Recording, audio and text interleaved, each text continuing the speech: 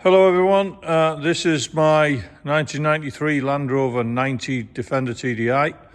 It's a 200 TDI that I've purchased to do a restoration project, and haven't paid a massive amount of money for it, and there are many reasons why. So I'm going to give you a quick video, quick tour, show you where I'm at with it. Starting at the front, the previous owner basically bought the vehicle as a restoration project, started to take it apart, and then realised it was too much for him. It was then purchased by a third party with a number of other vehicles that were then sold on as projects. I took the plunge with this one. It's got some serious issues, notably the chassis. The front horns are, well, virtually non-existent. The offside outrigger is absolutely shot. Believe me, the near side outrigger is worse. The bulkhead has seen better days and is going to take either a replacement or some serious repairs. It's got major problems all the way along the front. I know you can buy all of these panels and fettle them in and make it good again, so I'll see what I can do with it. I need to get more of it apart before I make that decision, but it needs some love. But in honesty, there's a lot of good parts about this car. There's a lot of bad ones as well, but for a start, the doors were absolutely shot, so I've managed to purchase a couple of, well, all three doors second hand. Two off of 2014, the front doors, which are still need a repair, so there'll be a video on that. On the bottoms, and an almost mint rear door with door card and heated windscreen. Yeah, that's the exhaust, and that's the air filter box, which is looking very sorry for itself. The rear cross member I've purchased. The previous owner had chopped the existing cross member off because it was knackered, so I've had a little try on to make sure he hadn't cut too much off the chassis legs, which he hasn't. So I'm going to give them a tidy up, clean the paint off these. You'll notice I've gone for a black metal being it's not been galvanised, it's just been primer coated. And that's because if I'm going to try and repair the chassis, my intentions are to fit the rear cross member before I remove the tub, so it all lines up. So I've got a bolting kit to fit that in. I've got a pair of front outriggers, and I've got a pair of front horns, there being one. So it's not for the faint-hearted, I appreciate. A lot of people will have a look at this and go, you know, it's past its sell-by date, but as we all know, Defenders have a tendency to be reborn and live on, and this one's not going to be any exception. I've had a good look at the chassis rails already. They're not too bad. I would say the near side, the passenger side, if you're in the UK, is probably worse, because it's perforated into the chassis leg. It's put a hole in the chassis leg. So my intention is to fit the rear cross member, which I hope to do over the next couple of days. Then once that's tacked in place, I will start to remove the rest of the body. Then clean the area mark, and I will send to Dab to give me a datum line for the outriggers before I remove those, and I'll cut an infill plate for the rust. I'll probably lana guard the inside of the chassis, clean all of the corrosion off it completely, and then probably raptor it, to be fair. Front bumper's pagged as well, needs a new one of them.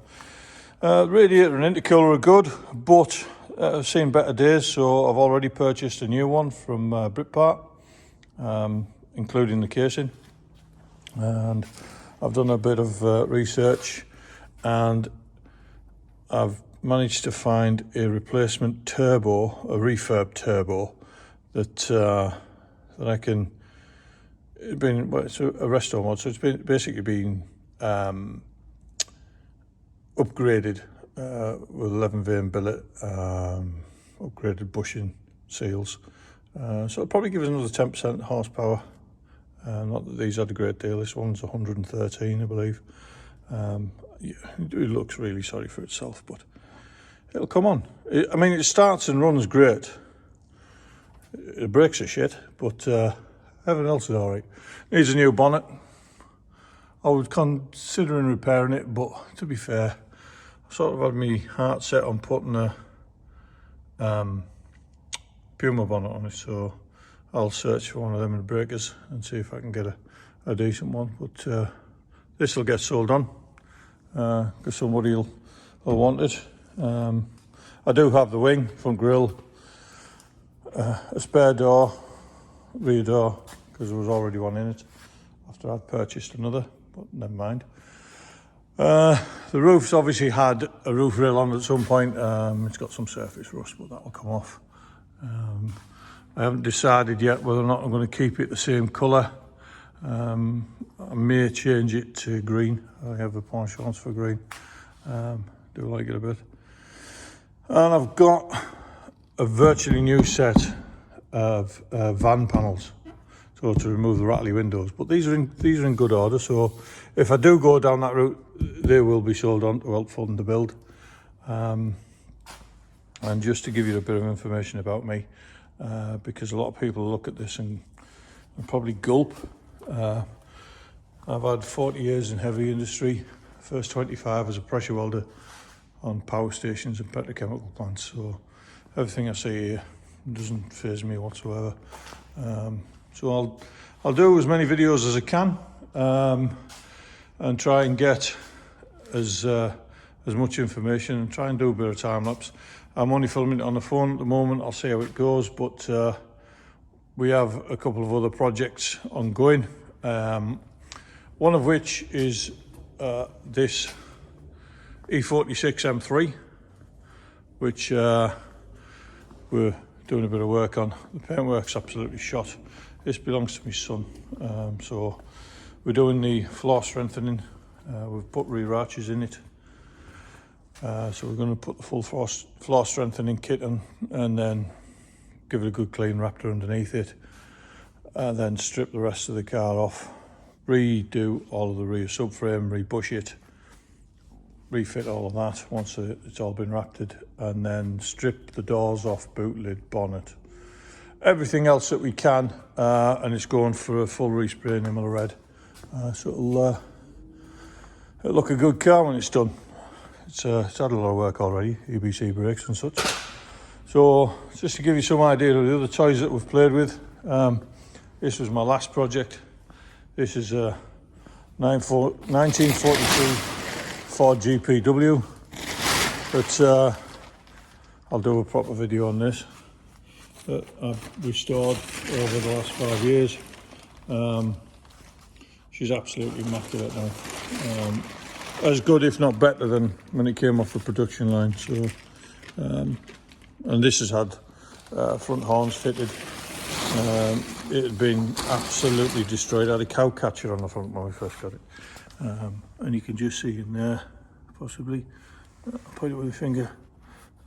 This is where I welded the new front horns on, and I went round after bolting all of the new fittings and stitch welded them all on as well. So yeah, that's another project. So if you're interested, give us a follow. This is only as a hobby, not as a business.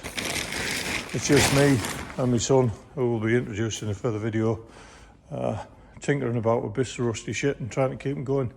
There's another vehicle that we have, which is away with a company down in Kent, which is a 1983 Mercedes SEC, which unfortunately the engine seized, so it's having a replacement engine fitted. Yeah, I got a good price for the guy to not just supply it, but to fit it, so off it went. But when that comes back, it only needs the interior refitting, so that'll go then. So if you like it, give us a thumbs up, and hopefully see you on the next one. Take care.